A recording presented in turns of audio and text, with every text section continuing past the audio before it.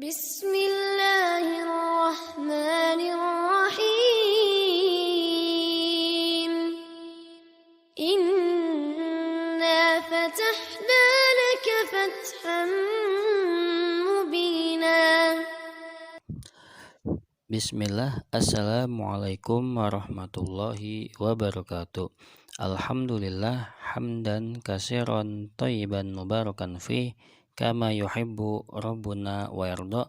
Asyhadu an la ilaha illallah wahdahu la syarikalah wa asyhadu anna Muhammadan abduhu wa rasuluhu amma ba'du.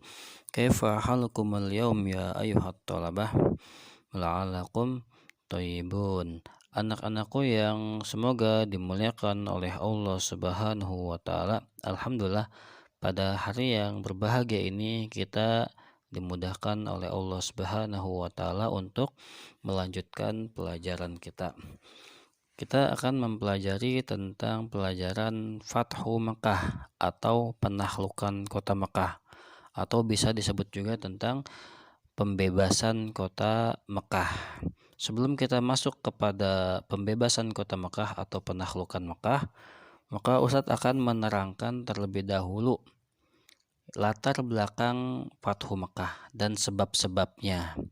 Anak-anakku yang dimuliakan oleh Allah Subhanahu wa taala, di antara latar belakang Fathu Mekah ialah bahwasanya Rasulullah SAW pada suatu hari bermimpi dan Nabi berada di kota Madinah. Ya, bahwasannya Nabi dan para sahabatnya masuk Masjidil Haram dalam keadaan kepalanya itu telah dicukur, kepalanya, muhalikina ru'usahum wa muqassirin, dan juga ada yang menggunting rambut dengan pendek. Maksudnya mereka berumroh, bisa menunaikan umroh di kota Mekah. Maka Nabi SAW mengabarkan mimpi tersebut kepada kaum muslimin, karena mimpinya para nabi itu adalah wahyu. Maka Nabi mengabarkan mimpinya tersebut kepada kaum muslimin, dan Nabi menginginkan dari mimpinya tersebut untuk pergi umroh. Maka Rasulullah mengajak para sahabatnya untuk keluar menunaikan umroh pada tahun ke-6 Hijriah. Pada tahun ke-6 Hijriah pada hari Senin di bulan Dzulqa'dah pada tahun ke-6 Hijriah, sebanyak 1.400 orang sahabat dari kaum Muhajirin dan Ansor. Kemudian mereka membawa binatang sembelihan mereka, karena kalau umroh kan harus bawa binatang sembelihan. Kemudian mereka mengabarkan kepada manusia yang ada di perjalanan yang ada di Madinah sampai Mekah, mengabarkan kepada manusia bahwasannya mereka keluar 1.400 ini bukan untuk berperang, tetapi hanya ingin umroh saja ke kota Mekah.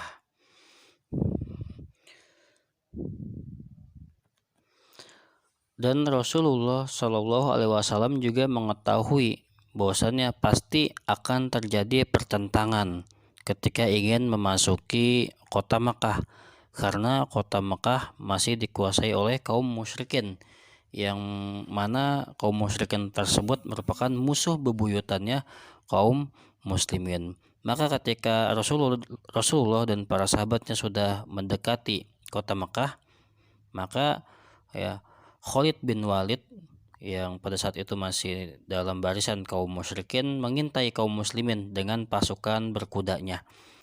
Mereka ingin menyerang kaum muslimin, dan pada saat itu kaum muslimin sedang sholat zuhur. Maka Khalid bin Walid memperhatikannya. Ternyata ketika kaum muslimin sholat zuhur itu memang dalam keadaan mereka itu lengah, bisa diserang oleh musuh. Maka Khalid bin Walid bertekad ingin menyerang kaum muslimin ketika sholat asar, karena ketika sholat itu kaum muslimin lengah, tidak melihat kiri kanan. Maka Allah mewahyukan bahwasannya nanti ketika sholat asar, sholatnya dengan tata cara sholat khauf. Maka ketika kaum muslimin sholat dengan tata cara sholat khauf, ya, maka Khalid bin Walid tidak bisa menyerangnya. Maka hilanglah kesempatan untuk menyerang kaum muslimin. Kemudian ketika Rasulullah SAW mengetahui bahwasannya kaum musyrikin ya sedang mengintai kaum muslimin, maka Rasulullah mengambil jalan yang tidak biasa dilalui, ya, bukan di jalan utama. Rasulullah mengambil jalan yang sulit, ya, agar dia bisa terbebas dari pasukannya Khalid bin Walid. Dan setelah itu Rasulullah dan para sahabatnya sampai di suatu tempat yang bernama Hudaybiyah. Jadi para sahabat berkumpul di suatu tempat yang bernama Hudaybiyah. Hudaybiyah itu adalah nama sebuah sumur, ya, dan dijadikan itu sebagai nama suatu tempat. Dan Rasulullah dan para sahabatnya mereka berkumpul di tempat tersebut dan minum dari mata air yang ada di tempat tersebut. Kemudian datanglah, ya, seseorang yang bernama Budail bin Waroko al-Khuzai. Dia berasal dari suku Khuza'ah. Kemudian Budail bin Waroko ini mengabarkan kepada Nabi bahwasannya Quraisy itu siap untuk memerangi kaum muslimin dan mencegahnya untuk tidak masuk Baitul Haram, untuk tidak masuk Ka'bah. Kemudian Rasulullah mengabarkan kepada Budail ini, ya, bahwasannya Rasulullah dan para sahabatnya itu datang bukan untuk berperang, tetapi hanya untuk melakukan umroh saja. Kemudian, ya, Budail pergi ke Quraisy, mengabarkan kepada Quraisy bahwasannya kaum muslimin itu datang bukan untuk berperang, tetapi hanya untuk melaksanakan umroh saja. Kemudian kaum Quraisy mengutus seorang yang bernama Urwah bin Mas'ud As-Saqafi. Kemudian dia datang menemui Rasulullah SAW dan Rasulullah SAW mengatakan, ya, seperti apa yang dikatakan kepada Budail bin Waroko. Maksudnya Urwah bin Mas'ud yang mengatakan seperti apa yang dikatakan oleh Budail bin Waroko. Kemudian tatkala, ya, Urwah, ya, jadi Urwah itu ketika berbicara dengan Nabi sambil memegang jenggot Nabi.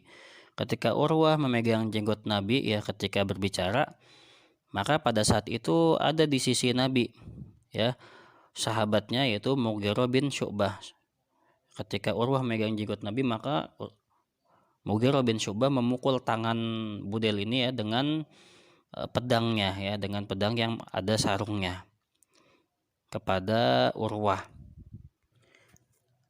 Sambil Mughirah bin Syu'bah mengatakan, akhir yadaka an lihyati Rasulillah SAW. Jauhkan tanganmu, ya, dari jenggot Nabi SAW. Karena Urwah ini ketika berbicara selalu megang jenggot Nabi. Maka seketika, ya, Mughirah bin Syu'bah memukulkan pedangnya ke tangan Urwah. Kemudian Urwah, ya, marah, ya, karena Mughirah bin Syu'bah ini adalah ponakannya Urwah sendiri, ya. Mughirah bin Syu'bah adalah ponakannya Urwah sendiri. Kemudian Urwah balik, ya, ke Quraisy. Dia melaporkan apa yang terjadi, ya, pada diri kaum muslimin, ya. Dia mengatakan, ya, kepada Quraisy, laqad wafattu 'alal muluk al-Kisra wa Kaisar wa Najasi wallahi ma ra'aitu mulkan ya'zimuhu ashabuhu ma ya'zimu ashabu Muhammadan. Jadi kata Urwah itu, ya, saya telah diutus ke Kisra, yaitu ke Romawi, kemudian Kisra ke Persia, kemudian ke Romawi, ke Najasyi. Maka saya melihat, ya, tidak ada yang memuliakan raja seperti sahabat-sahabatnya Muhammad ini, ya. Jadi sahabat Nabi Muhammad ini sangat memuliakan Nabi. Wallahi, ya, kata Urwah ini, in tankhom nakhomah illa waqa'at fi kafi rajulin minhum. Jika Rasulullah itu meludah, ya, maka ludahnya itu tidak jatuh ke tanah, kecuali ludahnya itu diambil oleh para sahabatnya, berebut ya, kemudian diusapkan ke mukanya. Ya, jika Rasulullah memerintahkan, maka dengan segera para sahabatnya nurut atas perintah Rasulullah. Ya, jika Rasulullah berbicara, maka mereka mendengarkan perkataan Rasulullah. Maka Urwah ini sangat bingung. Saya telah pergi ke raja-raja dunia, tetapi yang paling dimuliakan adalah ketika Muhammad berada di sisi para sahabatnya. Ini diantara keistimewaan Rasulullah Shallallahu Alaihi Wasallam.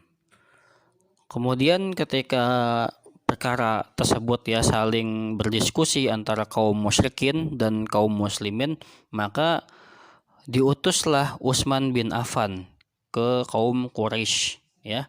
Diutuslah Utsman bin Affan ke kaum Quraisy. Kenapa Utsman bin Affan? Karena Utsman bin Affan itu dari Bani Umayyah ya. Dan di sana banyak ya kerabat-kerabat Utsman dari Bani Umayyah yang membuatnya bisa untuk bertemu dengan kaum Quraisy. Bertemu dengan Bani Umayyah dalam rangka untuk berdiskusi ya bahwasannya kaum muslimin itu hanya ingin umroh ke kota Mekah. Tetapi ya ketika diutusnya Utsman bin Affan ini, Utsman lama kembali kepada kaum muslimin. Maka kaum muslimin ya di daerah Hudaybiyah tersebut resah ya, dan tersiar kabar bahwasannya Utsman itu telah dibunuh. Tersiar kabar bahwasannya Utsman telah dibunuh. Maka Rasulullah dan para sahabatnya ya ingin berperang habis-habisan dalam rangka ya membela Utsman. Maka Rasulullah dan para sahabatnya berbaiat di Hudaybiyah tersebut di bawah pohon, yang sebagaimana Allah Subhanahu wa taala abadikan kisah mereka ya di surat Al-Fath. Allah Subhanahu wa taala berfirman, laqad radiyallahu 'anil mu'minina id yubayyi'unaka tahta syajarah. Sungguh ya Allah telah ridho kepada kaum mukminin yang mereka berbaiat di bawah pohon. Baiat ini dinamakan dengan baiat Ridwan, dan di antara sahabat yang melakukan baiat ini mereka berjumlah 1.400 sahabat.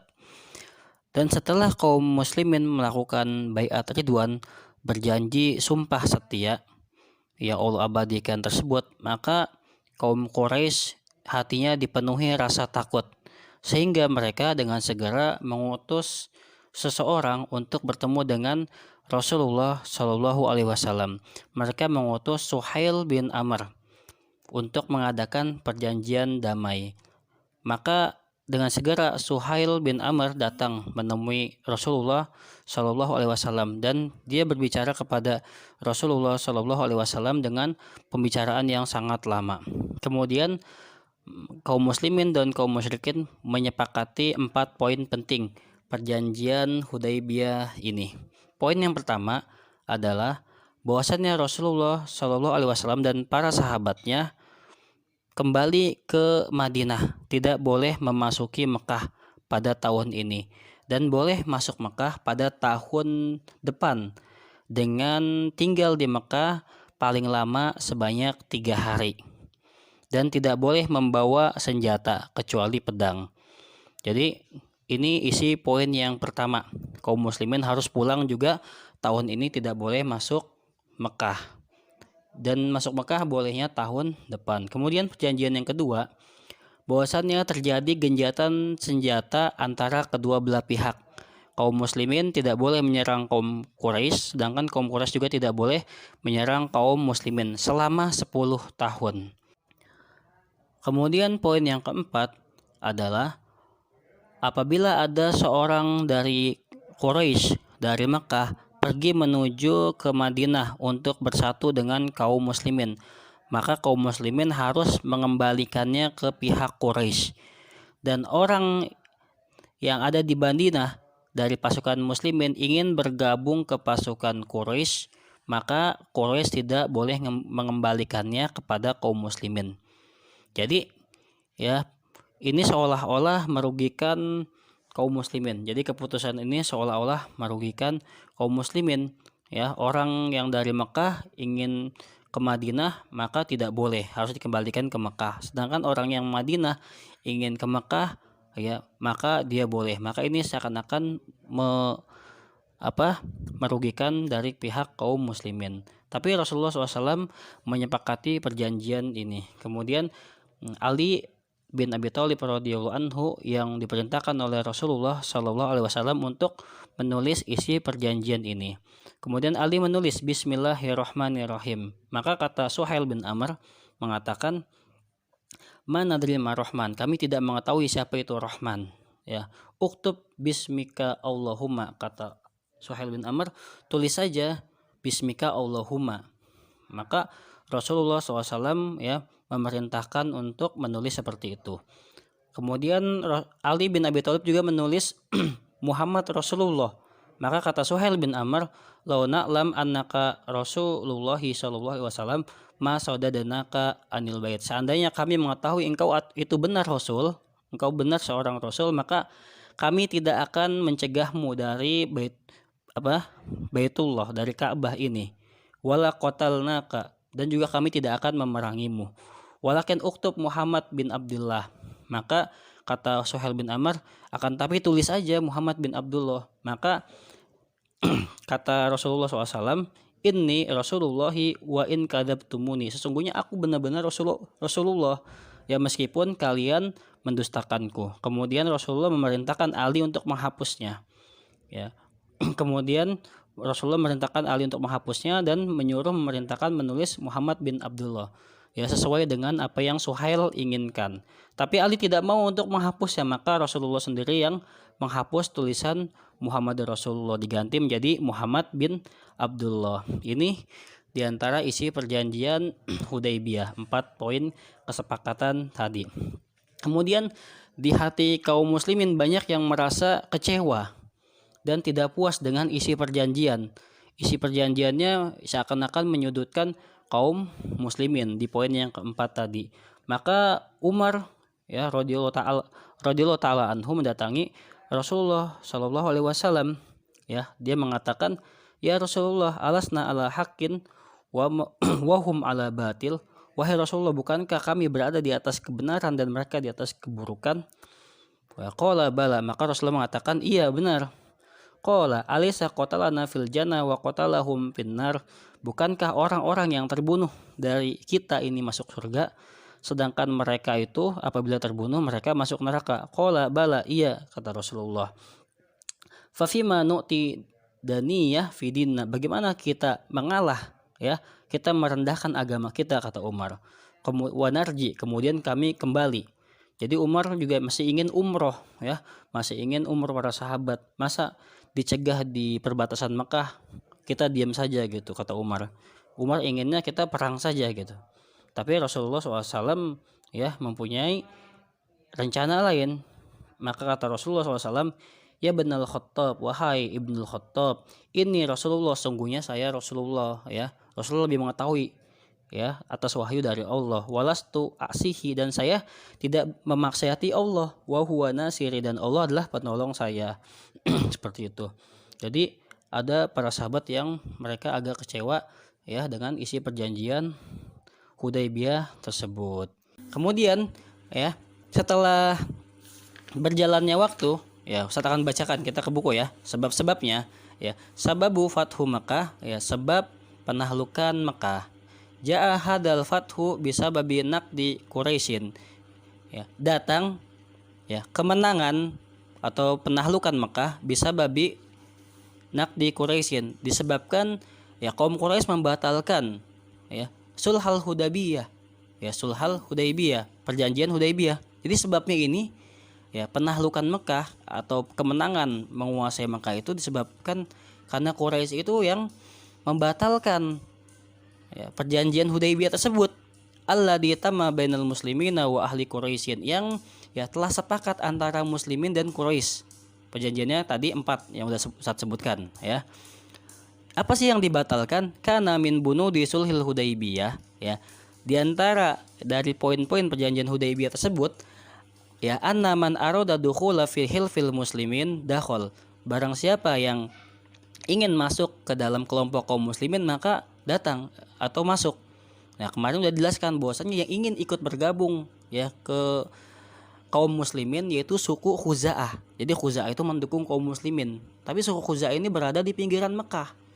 Ya, suku Khuza'ah bergabung ingin bergabung dengan kaum muslimin, tapi dia tinggal di pinggiran Mekah.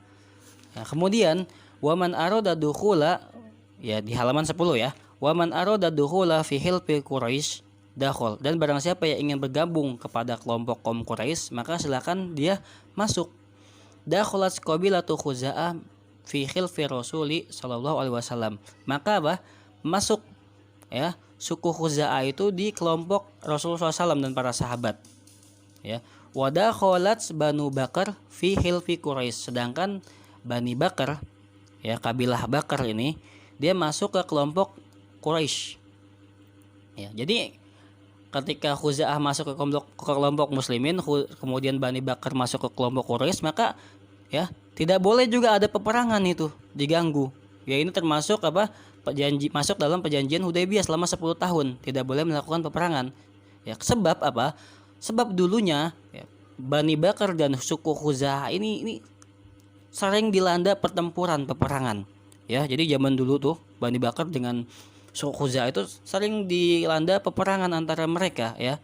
Ya waqad kanat bainal qabilatain hurubun wa sarwatun qadimah ya. Dan sungguh telah terjadi di antara kedua suku tersebut peperangan dan kegoncangan ya dari dahulu. Ya fa'arada Banu Bakrin an yusibu min Khuza'ah sa'ra al-qadim. Maka ya suku Bakar ingin memerangi ya suku Khuza'ah dalam rangka balas dendam pada pertempuran yang dulu. Jadi ketika perang Bani Bakar dan suku Khuza'ah, biasanya yang selalu menang itu suku Khuza'ah. Ketika peperangan menang suku Khuza'ah. Bani Bakar nggak pernah menang. Makanya ketika terjadi genjatan senjata selama 10 tahun ya, Bani Bakar ingin membalas, ya ingin berkhianat, pengen membatalkan perjanjian ya, karena banyak orang-orang suku Khuza'ah itu yang masuk Makkah tanpa membawa senjata. Dia ingin membunuh orang-orang suku Khuza'ah. Akhirnya ya pemimpin suku Khuza'ah itu melapor kepada pembesar-pembesar Quraisy, diantaranya Ikrimah bin Abi Jahal. Suku Bani Bakar melapor kepada Ikrimah bin Abi Jahal, bagaimana kalau saya memerangi ya suku Khuza'ah. Ya, kemudian melapor juga kepada Sofwan bin Umayyah bin Khalaf, anaknya Umayyah bin Khalaf. Ya mereka berdua mendukung, ya nggak apa-apa, suku Khuza'ah diberantas saja. Jadi Bani Bakar meminta izin dulu kepada dua pembesar itu. Akhirnya boleh. Nah, ketika itu ya mulailah mereka melakukan penyerangan ya. Fahazamuhum lailan. Lalu Bani Bakar melakukan penyerangan terhadap suku Khuza'ah di malam hari. Faqatulu wa asabu minhum, dan mereka banyak membunuh suku Khuza'ah ya, karena dilakukan di malam hari ketika orang-orang sedang tidur terdesak, maka banyak suku Khuza'ah yang terbunuh ya. Suku Bakar menzolimi suku Khuza'ah ya. Wa anas Quraisyun Bani Bakar bisilah warijal, dan juga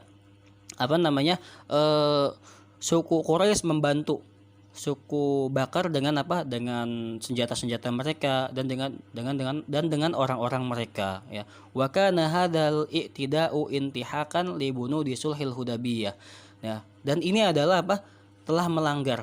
Jadi kaum Quraisy telah melanggar ya kehormatan perjanjian dari ya poin-poin Hudaybiyah yang telah berjanji antara Quraisy dan Rasulullah ya. Wa tidaan mubasyiran ba'da an hadasa dzalikan naqdu, dan juga mereka telah melanggar secara langsung ya, dan terjadilah pembatalan itu. Wa khiyanatul ahdi bainahum, dan juga mereka telah berkhianat terhadap perjanjian antara mereka. Jadi Quraisy membantu suku Bakar untuk membunuh suku Khuza'ah, ini merupakan pengkhianatan perjanjian ya. Masih lanjut ya, ini dikit lagi nih. Fa asra Amr bin Salim al-Khuzai ilal Madinah, maka pemimpin suku Khuza'ah, karena ya banyak dari kabilahnya yang dibunuh, maka datang ke Madinah ya, bertemu dengan Nabi untuk melapor bahwasanya Quraisy telah berkhianat ya, dia telah menyerang suku kami. Maka ya Amr bin Salim al-Khuzai melapor ke Madinah, bertemu dengan Nabi. Pada saat itu Nabi dan para sahabatnya sedang berada di masjid ya. Wa akhbaron nabiyya amma fa'ala Quraisy, dan mengabarkan kepada Nabi apa yang dilakukan ya terhadap kaum Quraisy. Maka ya dengan segera Nabi SAW dan para sahabatnya mengumpulkan pasukan. Nah, ini diantara sebab-sebab terjadinya Fathu Mekah. Insya Allah kita akan lanjutkan kembali di pertemuan selanjutnya ya, karena ini agak panjang ya, maka kita potong agar tidak terlalu panjang ya. Insya Allah kita lanjutkan di pertemuan selanjutnya. Kita tutup sampai sini, dipahami ya. Subhanakallahumma bihamdika asyhadu alla ilaha illa anta astaghfiruka wa atubu ilaik. Wassalamualaikum warahmatullahi wabarakatuh.